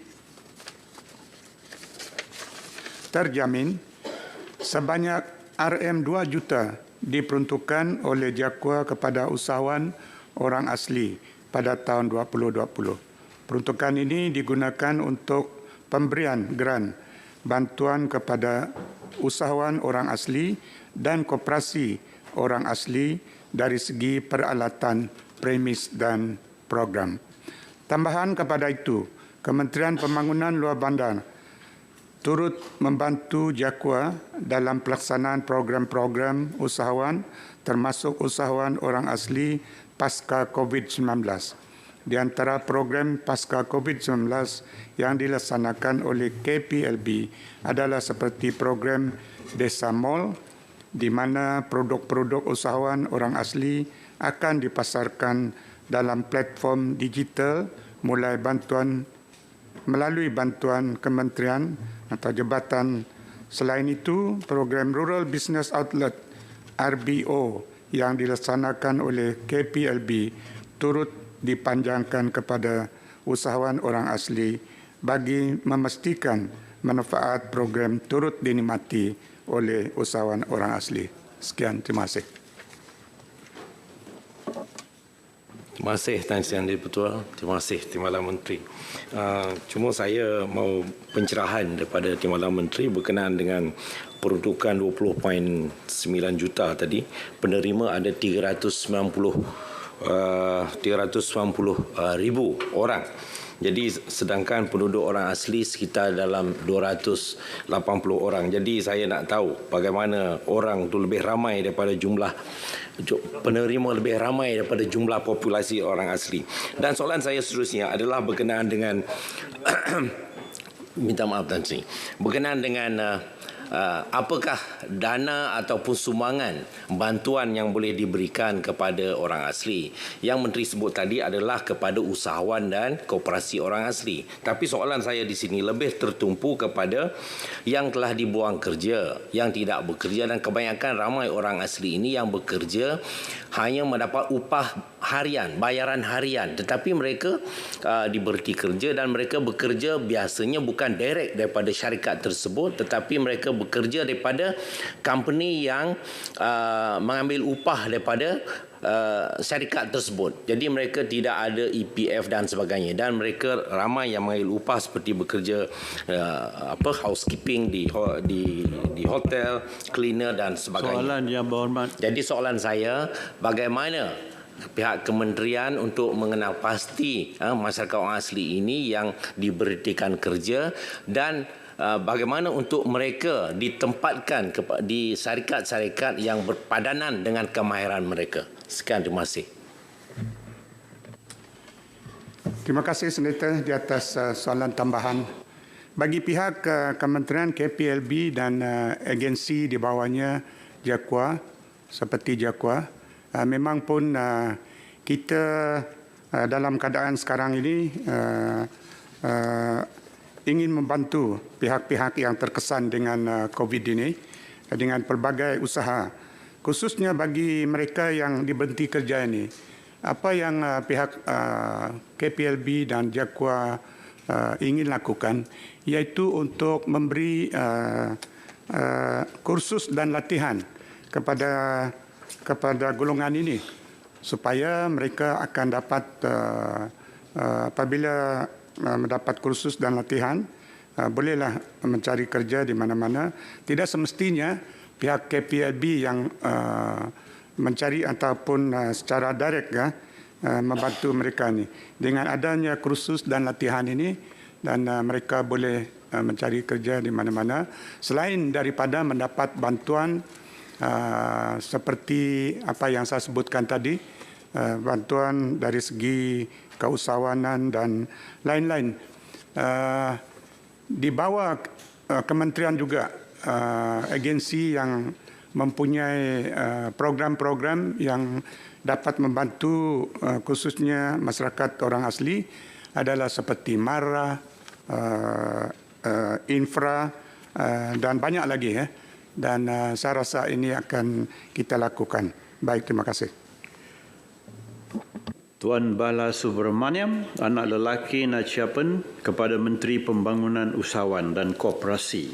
Terima kasih Tan Sri Yang Di-Pertua. Soalan saya nombor 15. Terima kasih Tan Sri Yang Di-Pertua dan terima kasih kepada Yang Berhormat Senator Tuan Bala Subramaniam. Saya baik ada soalan lagi satu. Kalau tak, saya memang tak kesempatan untuk bangun pada ini. Tuan Yang Di-Pertua, dalam tempoh Perintah Kawalan Pergerakan yang telah dilaksanakan sejak daripada bulan Mac sampai bulan Jun 2020, sememangnya peniaga kecil di seluruh negara terkesan dan juga menghadapi masalah dari segi operasi perniagaan mereka, dan disebabkan oleh penularan wabak COVID-19 ini juga telah pun memberikan limitasi dalam mereka membuat operasi perniagaan yang dijalankan. Oleh demikian, peniaga-peniaga kecil berhadapan dengan penurunan dari segi jualan dan juga operasi perniagaan mereka, maksudnya daripada jualan harian mereka juga turut terjejas. Dalam tempoh Perintah Kawalan Pergerakan Bersyarat juga, bagaimana mereka terpaksa berhadapan dengan SOP yang baru, dalam norma yang baru, dalam mereka menyedia ataupun membuat operasi perniagaan mereka, maka sedikit sebanyak juga telah pun memberi kesan dalam mereka menyediakan keperluan bagi mengikuti norma baru perniagaan tersebut. Dan sudah pasti peniaga kecil di Johor, termasuklah di Johor Bahru, juga turut terjejas akibat pandemik ini. Berdasarkan semakan kementerian dengan bahagian kerajaan tempatan pejabat setiausaha Kerajaan Negeri Johor, rata-rata operasi perniagaan peniaga di Negeri Johor juga terjejas, dan kerana mereka perlu untuk menutup operasi perniagaan pada peringkat awal PKP dan seterusnya mematuhi garis panduan PKPB. Walau bagaimanapun, operasi perniagaan yang dibuka semula pada tempoh PKPB ini sedikit sebanyak telah membantu peniaga kecil ini untuk menjalankan perniagaan mereka. Dan pihak Kerajaan Negeri Johor juga melalui Perbadanan Usahawan Johor telah mengadakan tinjauan tempoh PKPB dan telah menerima maklum balas daripada 98,150 tinjauan dibuat terhadap 642 responden, mendapati 29.5 responden menyatakan bahawa kesan COVID menyebabkan jumlah pelanggan mereka kurang. Seterusnya, 36.8% responden menyatakan bahawa jumlah jualan mereka menurun akibat COVID. Sebanyak 20.2% memaklumkan bahawa operasi perniagaan mereka terganggu, dan 6.1% menyatakan rantaian sumber bahan mentah juga terganggu, dan akhirnya 1.5% menyatakan bahawa Perintah Kawalan Pergerakan PKP menyebabkan logistik terhenti. Jadi kementerian merakamkan penghargaan terhadap Kerajaan Negeri Johor di atas inisiatif kajian yang dibuat, dan kementerian berharap dengan kajian yang dilaksanakan dapat membantu pihak kementerian dalam rangka perancangan lebih teliti dan untuk kita mengharungi krisis COVID yang masih lagi melanda negara kita, dan pihak kementerian akan mengambil tindakan yang sewajarnya untuk membela golongan peniaga kecil ini. Terima kasih Tan Sri Yang di-Pertua. Terima kasih Yang di-Pertua. Soalan saya, adakah kerajaan memberi bantuan khas kepada mereka yang terjejas akibat daripada COVID-19? Serta apakah bentuk bantuan yang diberikan? Sekian. Terima kasih Yang Berhormat. Untuk makluman, di bawah Kementerian Pembangunan Usahawan dan juga Koperasi, kita telah pun membangunkan pelan pemulihan usahawan dan juga koperasi yang lebih kurang mempunyai 29 jangka pendek dan juga sederhana di bawah 6 strategi, yang mana untuk kita sama-sama meningkatkan keyakinan rakyat. Yang kedua, yang memperkasakan keupayaan dan juga kapasiti, meningkatkan akses dan juga bantuan pembiayaan, bersama kita meningkatkan lagi penggunaan teknologi. Sebab masa COVID tu yang masih banyak daripada yang tidak offline, dia terus kepada atas talian, banyak meningkatkan di atas talian, dan kita memperluaskan lagi pasaran, dan yang strategik yang keenam, menyampaikan perkhidmatan secara berkesan, manakala di bawah kementerian melalui agensi-agensi kita telah pun memberi pembiayaan sebagaimana di bawah Tekun Nasional kita ada bentuk Tekun Business Recovery Scheme TBRS yang baru, sebelum ni CBRM. Di bawah Tekun Nasional juga kita mengenakan interest 0% yang maksimumnya terhadap peniaga 10,000 tanpa sebarang interest, yang mana ini adalah untuk sebahagian untuk membantu. Dan selain daripada itu juga untuk kita melalui kajian, melalui bantuan penjana, ada sebanyak tambahan kepada Tekun Nasional juga, terutama penjaja kecil banyak mendapat bantuan daripada ini. Hanya 3.5% dikenakan, maksimum kepada 10,000, RM 10,000 juga di bawah Tekun Nasional untuk membantu, selain daripada grant khas prihatin sebanyak RM 3,000 yang kerajaan umumkan kepada pengusaha PKS Mikro, pengusaha pasar malam, penjaja dan sebagainya yang telah memanfaatkan lebih kurang 700,000 PKS Mikro dengan jumlah perbelanjaan sebanyak RM 2.1 bilion, termasuklah subsidi upah selama 3 bulan kepada pekerja tempatan. Dan selain daripada memasukkan kadar 2% kepada 0% untuk skim kredit mikro berjumlah 500 juta di bawah Bank Simpanan Nasional. Sekian, terima kasih. Dato' Haji Husin bin Awang kepada Menteri Perumahan dan Kerajaan Tempatan.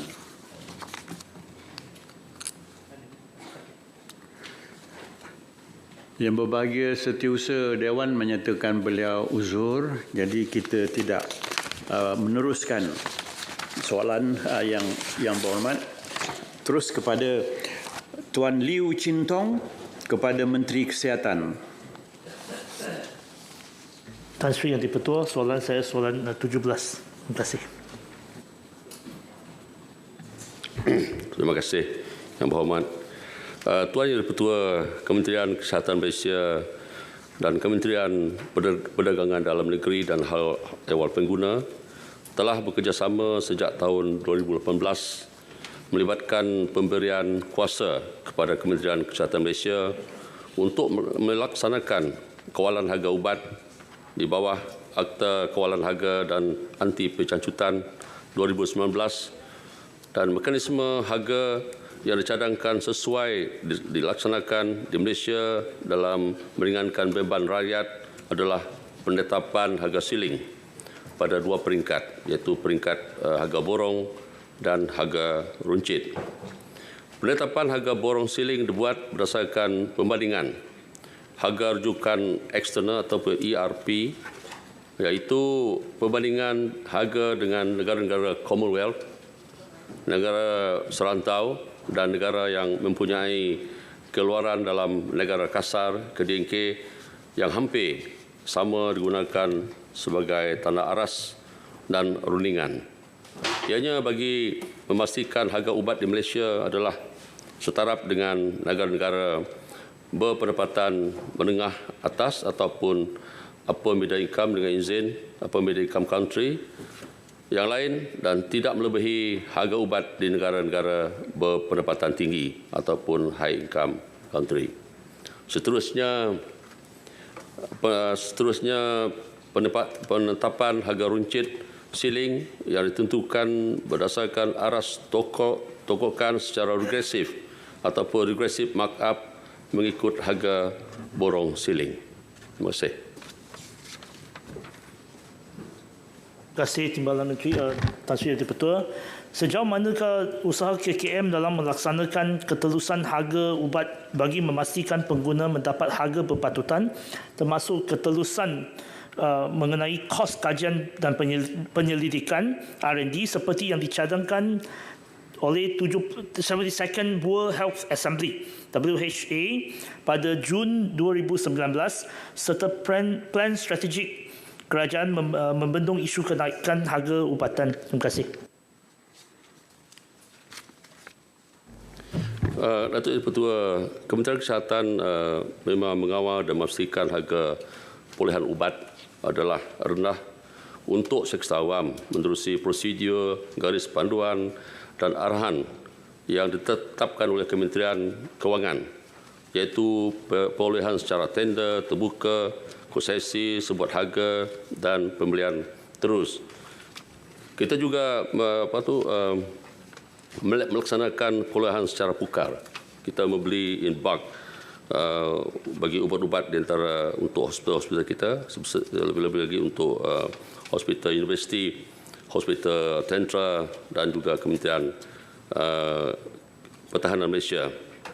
Dan harga-harga ubat ini adalah berpandu kepada harga panduan pengguna, di mana ianya tertera di dalam sesawang ataupun portal perubatan perkhidmatan farmasi yang kita dapat didapati di portal-portal farmasi Kementerian Kesihatan yang dapat didapati di internet. Dan mekanisme untuk pendaftaran ubat ini memang ketat di Kementerian Kesihatan dan kita mempunyai bahagian regulatory pharmacy dan ini semua ini adalah untuk menjaga ataupun menetapkan harga-harga ubat-ubatan ini untuk kegunaan rakyat kita, especially mereka yang kurang berpendapatan B40. Terima kasih. Sesi soal jawab berakhir. Setiausaha. Yang Tua, boleh mencelah Yang Tua. Yang Tua. Sesi soal jawab berakhir. Aturan urusan mesyuarat dan usul-usul, usul Yang Berhormat Menteri di Jabatan Perdana Menteri di bawah Peraturan Mesyuarat 70.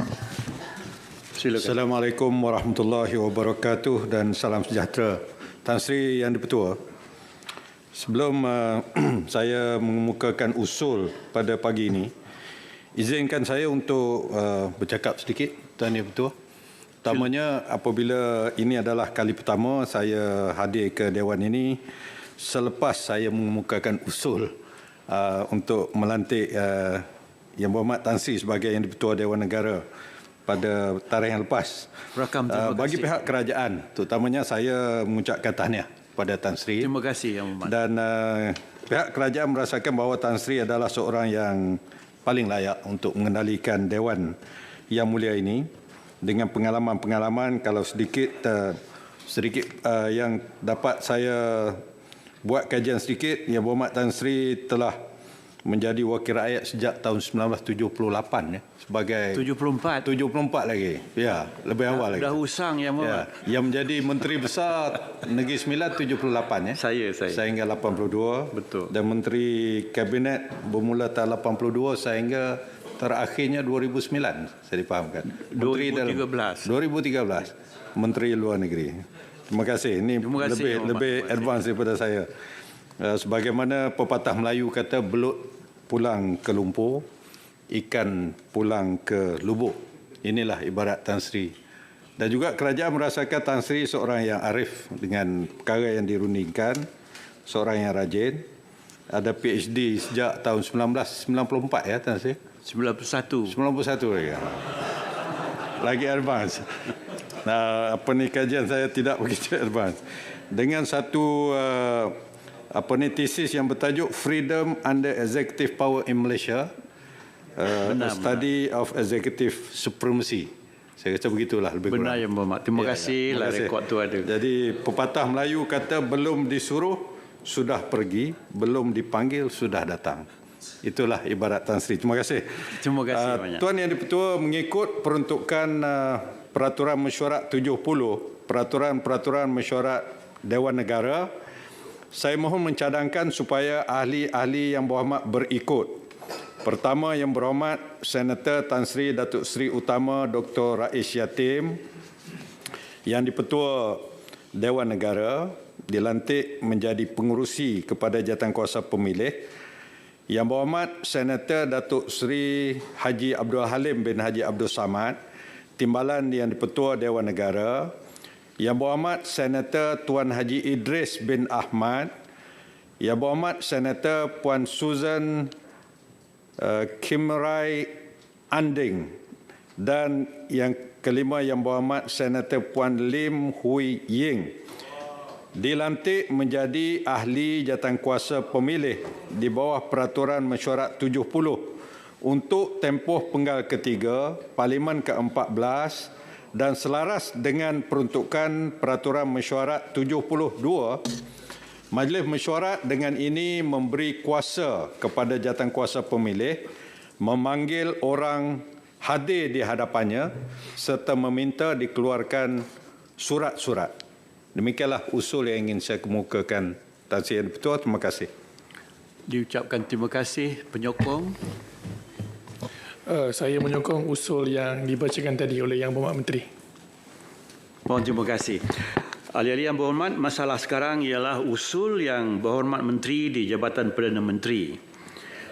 Biasanya tidak ada perbahasan, tapi kita mohon kalau sekiranya ada diberi peluang tersebut. Yang Berhormat Menteri, tak ada nampaknya. Sila. Oleh kerana tidak ada perbahasan, maka tidak ada jawapan di pihak kerajaan. Terima kasih, Tan Sri.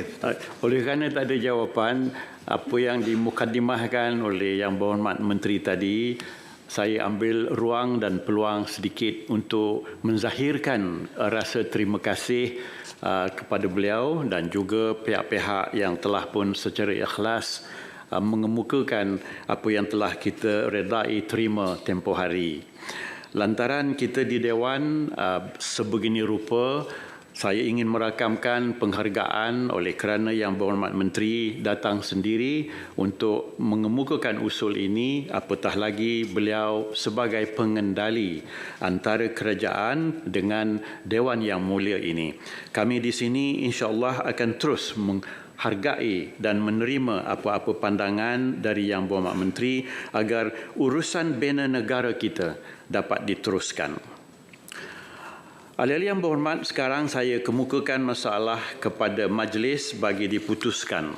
Masalahnya ialah bahawa usul seperti yang dikemukakan oleh Yang Berhormat Menteri mengikut peraturan mesyuarat 70 itu tadi hendaklah disetujukan. Ahli-ahli yang berhormat yang bersetuju kata setuju, yang tidak setuju kata tidak. Lebih suara yang bersetuju, sebenarnya suara tak ada. Itu barangkali tak payah dicatat. Itu hanya humor daripada saya yang kadang-kala sukar nak melihat ahli-ahli yang berhormat di sebelah sana lantaran dihadang oleh kaca-kaca yang baru diletakkan. Rupanya plastik. Alhamdulillah. Setiausaha. DR1 2020 Rang Undang-Undang Perbekalan Tambahan 2019-2020 bacaan kali yang kedua.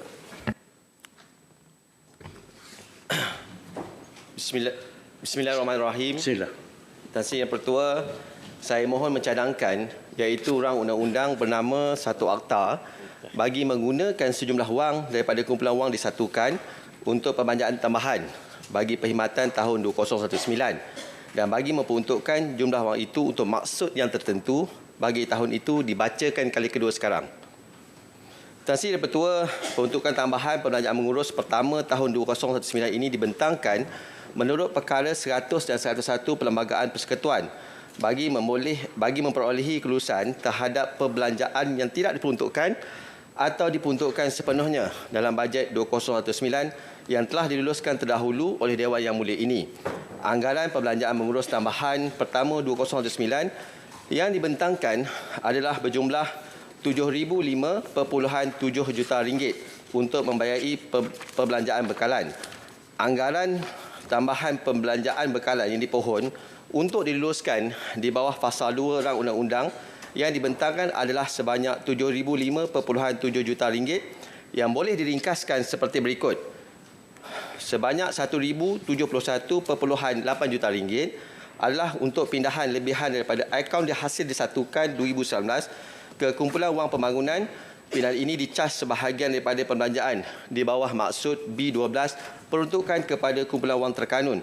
Untuk makluman Yang Berhormat, pindahan ini adalah selaras dengan peruntukan di bawah subsection 10-1 Akta Tata Cara Kewangan Akta 61 dan bukanlah perbelanjaan baharu tetapi merupakan sebahagian daripada kumpulan kewangan untuk menampung perbelanjaan pembangunan bagi tahun 2019 yang berjumlah RM54,173.2 juta. Bakinya adalah dibayari melalui pinjaman. Sebanyak RM778.6 juta adalah bagi merengkup semula jumlah yang didahulukan daripada kumpulan wang luar jangka untuk menampung perbelanjaan luar jangkaan tahun 2019 seperti yang terkandung dalam penyata yang dibentangkan sebagai Kertas Perintah 3 tahun 2020 dan sebanyak RM5,155.3 juta adalah merupakan peruntukan tambahan langsung kepada kementerian atau jabatan yang telah diberikan kebenaran berbelanja melebihi daripada peruntukan bagi membayari perkara-perkara yang komited pada tahun 2019. Tuan Yang Pertua, kementerian yang terlibat dalam anggaran perbelanjaan tambahan ini adalah seperti berikut. Kementerian Kewangan sebanyak RM3,628.8 juta. Kementerian Kesihatan RM1,179.9 juta. Kementerian Perumahan dan Kerajaan Tempatan RM635.9 juta. Kementerian Pendidikan sebanyak RM623.7 juta. Kementerian Pertahanan sebanyak RM362.9 juta.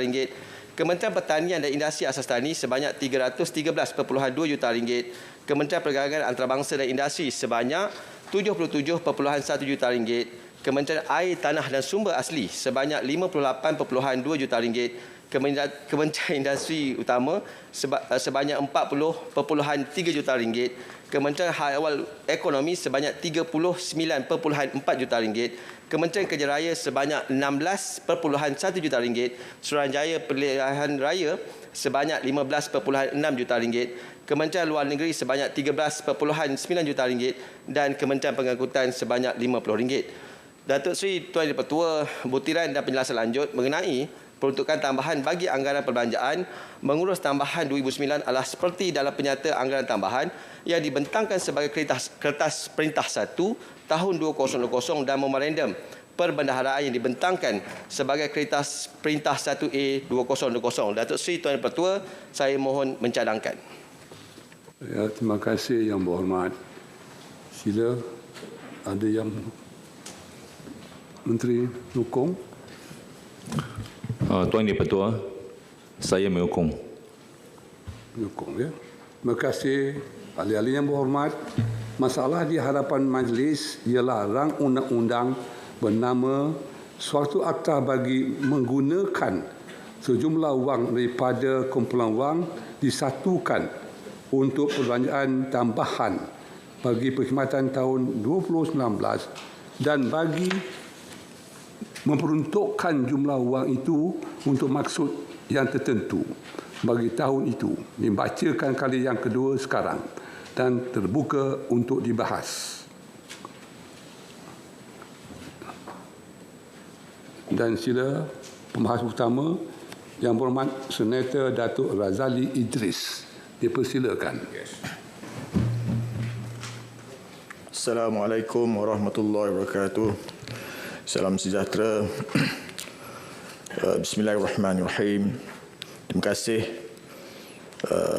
Datuk Seri Yang Dipertua kerana memberi saya peluang dan ruang untuk berbahas rang undang-undang Akta Pembekalan Tambahan 2019-2020 di Dewan Negara yang mulia ini. Datuk Seri Yang Dipertua, perkara pertama yang hendak saya bahaskan ialah maksud butiran 10 iaitu perbendaharaan yang diperuntukkan sejumlah RM762,944,600. Di sini saya hendak menyentuh perkara pembangunan bandar Malaysia yang dilihat akan meningkatkan perniagaan di semua sektor kerana ia akan menjadi hub kepada syarikat tempatan dan antarabangsa. Soalnya sekarang ialah apakah sebenarnya status terkini pembangunan yang dilaksanakan di bandar Malaysia? Kerana sebelum ini dikatakan telah diberhenti oleh Kerajaan Pakatan Harapan. Jadi setakat mana pula kebenaran yang dinyatakan oleh Menteri Kewangan yang melihat aspek pelaburan dalam bandar Malaysia ini memberi kesan berganda kepada ekonomi Malaysia. Umpamanya bandar Malaysia ini dikatakan mempunyai nilai pembangunan GDV sebanyak 140 bilion dan ia akan menjadi pembangunan terbesar seumpamanya di Malaysia dan bagaimana pula dengan penglibatan negara China. Jadi kita perlu perincian berhubung dengan perkara berkenaan. Perkara yang kedua, Yang Berhormat Datuk Seri Yang Dipertua, yang hendak saya bangkitkan ialah maksud butiran 15 iaitu Kementerian Hal Ehwal Ekonomi yang melibatkan sejumlah wang 39,426,600 ringgit. Di sini saya pernah membangkitkan persoalan dan pertanyaan di sesi soalan lisan sebelum ini. Secara prinsipnya saya menyokong apa jua kepentingan Melayu Bumiputera yang bukan sahaja membantu sosioekonomi Bumiputera, malahan peningkatan kemakmuran Bumiputera akan turut sama dinikmati oleh kaum-kaum lain dalam kepelbagaian sektor ekonomi, termasuklah soal kepenggunaan, pembelian dan juga penjualan. Namun masih lagi ada beberapa kemusykilan yang memperlihatkan ada kelopongan besar dalam kalangan Bumiputera sedangkan dasar ekonomi baru dulu bertujuan untuk meningkatkan taraf ekonomi termasuk soal pendapatan, pendidikan, penguasaan perniagaan dan juga ekuiti serta pelaburan. Jadi saya nak bertanya, apakah sebenarnya peranan teraju yang saya fikir tidak melaksanakan sepenuhnya tanggungjawab dan tidak dapat mengenal pasti komuniti ekonomi Bumiputera. Sebaliknya, apatah lagi pendedahan Yang Amat Berhormat Perdana Menteri sendiri berhubung pemilikan ekuiti Bumiputera ketika ini berada pada tahap 16%, jumlah yang semakin merosot. Teraju telah ditubuhkan pada 2011. Apakah mereka laksanakan dalam tempoh 9 tahun kebelakangan ini? Saya fikir perlu ada pemutihan, mohon penjelasan terperinci. Tan Sri Datuk Seri Yang di-Pertua, perkara ketiga di bawah maksud butiran 42, Kementerian Kesihatan yang diperuntukkan sebanyak 1,179,976,200 yang mana kita masih melihat Kementerian Kesihatan terus-menerus bertungkus lumus menjadi frontliners dengan izin mendepani COVID-19. Saya melihat kadar kes COVID-19 masih berterusan dan telah pun melepasi kes kumulatif lebih 10,000 kes dan kes yang sedang dirawat kira-kira 674 berdasarkan 17 September laporan 2020 yang lalu. Persoalan saya ialah setakat mana saringan yang telah dilaksanakan setakat ini dan apakah pintu masuk negara telah dibuka kepada rakyat asing. Saya melihat kes-kes import yang juga agak tinggi yang datangnya daripada India, Pakistan, Bangladesh, Indonesia dan sebagainya. Ini agak membimbangkan kita kerana ia boleh mengganggu gugat ketenteraman awam dalam kalangan rakyat kita sendiri. Jadi saya perlukan penjelasan dalam hal sebegini. Tan Sri Yang di-Pertua, perkara yang terakhir, perkara yang keempat, sekali lagi, di bawah maksud butiran 43, Kementerian Perumahan dan Kerajaan Tempatan. Saya nak bertanya mengenai dasar kerajaan yang membina 1 juta rumah mampu milik yang bukan setakat kepada golongan B40 tetapi juga golongan M40 dan belia. Saya melihat harga rumah masih terlalu mahal. Soalan saya, apakah kawalan harga itu dipantau secara teliti oleh kerajaan? Seperkara lagi, saya melihat bagi meningkatkan kualiti perumahan negara, kerajaan perlu menentukan maksud mencukupi dan sesuai dalam masyarakat Malaysia. Apakah sebenarnya yang mencukupi dan sesuai bagi rakyat Malaysia untuk memiliki kediaman tersebut? Saya juga nak tahu setakat mana sebenarnya keupayaan kerajaan tempatan untuk menganggarkan dengan tepat jenis perumahan yang diperlukan oleh penduduk tempatan dan adakah juran data sedia ada dapat membantu ke arah itu. Dan satu lagi persoalan besar adalah jurang antara harga dengan kos pembinaan yang memerlukan penjelasan dari pihak kerajaan. Data daripada Pusat Maklumat Harta Tanah Negara dan Lembaga Pembangunan Industri Pembinaan menunjukkan bahawa harga rumah di Malaysia telah meningkat hampir 2 kali ganda sejak tahun 2018. Manakala kos pembinaan seperti buruh, bahan dan mesin serta kelengkapan meningkat sedikit sahaja dalam tempoh yang sama.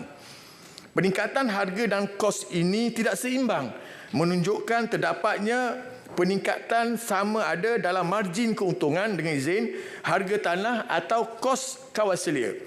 Sejauh manakah kebenaran itu? Kerana kalau kita lihat sekarang harga rumah melampau-lampau tetapi kualitinya tidak baik. Dan saya di-Pertua, adakah perumahan-perumahan yang dibina oleh kerajaan di bawah kawaselia dan pemantauan Majlis Perumahan Mampu Milik Negara dan disokong dengan penggunaan teknologi dan kaedah-kaedah baru seperti sistem binaan berindustri, IBS, Building Information Modeling, BIM dan juga Big Data. Ini pohon penjelasan daripada kementerian. Datuk Seri Yang di-Pertua, dengan ini saya mohon menyokong. Terima kasih.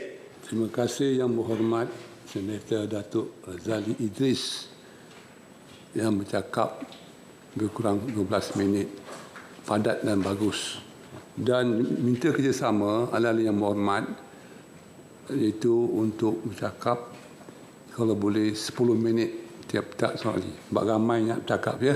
Minta kerjasama ahli parlimen, ahli senator kita dapat beri masa 10 minit ya, dan ramai yang nak bercakap ya. Terima kasih banyak. Dan nombor 2 ialah Yang Berhormat Senator Tuan Liu Chin Tong. Terima kasih Datuk Seri Yang di-Pertua. Saya ada akan sentuh 2 butiran. Butiran 4 berkenaan dengan Suruhanjaya Pilihan Raya dan juga butiran 60 Kementerian Pertahanan. Tuan Datuk Seri Yang di-Pertua, sebenarnya Dewan Rakyat telah melulus dan juga Dewan Negara melulus Rang Undang-Undang Perlembagaan Pindaan 2019 yang menurunkan had umur pengundi dari umur 21 kepada 18 tahun, dan ini telah dilaksanakan dan diluluskan oleh Dewan Negara pada 25 hari bulan Julai 2019. Pindaan ini penting dan ada kesan kepada pilihan raya yang akan datang.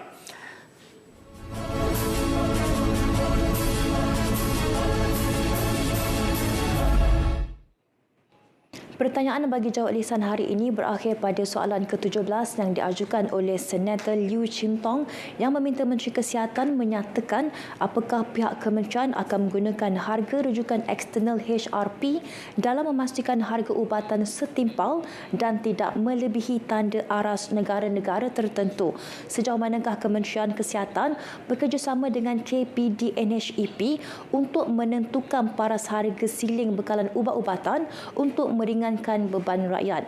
Baik, dalam pada itu, negara jiran masih belum membuat sebarang keputusan jelas berhubung kesediaan membuka sempadan negara mereka serta tidak mengenakan proses yang ketat seperti kuarantin kepada rakyat Malaysia yang berang-alik untuk bekerja. Timbalan Menteri Luar Negeri Datuk Kamudin Jaafar menjelaskan, Malaysia kini sedang berhubung dengan negara jiran bagi membincangkan kaedah terbaik untuk memudahkan perjalanan keluar masuk bagi negeri dan negara terlibat. Dalam pada itu, Datuk Kamarudin memaklumkan seramai 457,000 rakyat Malaysia berada di luar negara.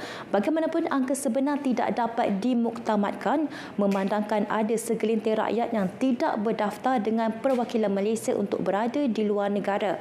Sehubungan itu, beliau menasihatkan rakyat supaya berdaftar dengan perwakilan berkenaan dan mengambil visa yang betul bagi mengelak sebarang masalah.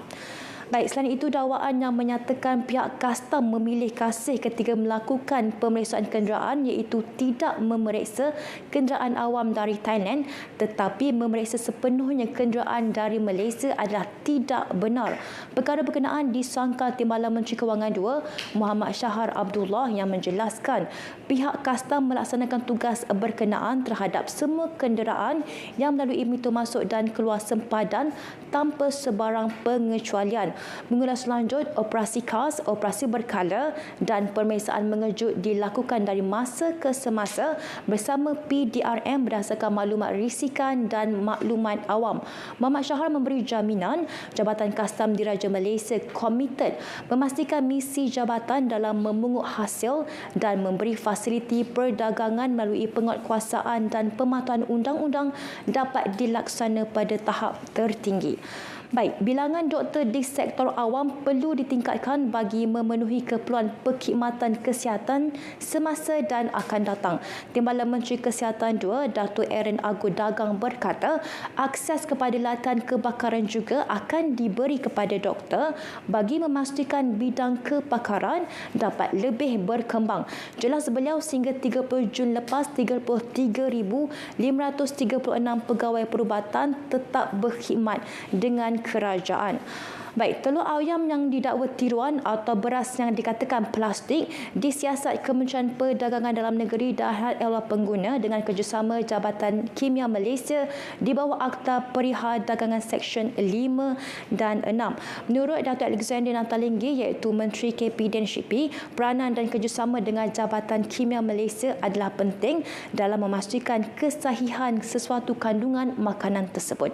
Baik, bagi anda yang ingin terus mengikuti persidangan Dewan Negara, anda boleh terus melayari laman sawang myclick.rtm.gov.my atau menerusi aplikasi telefon pintar RTM Mobile.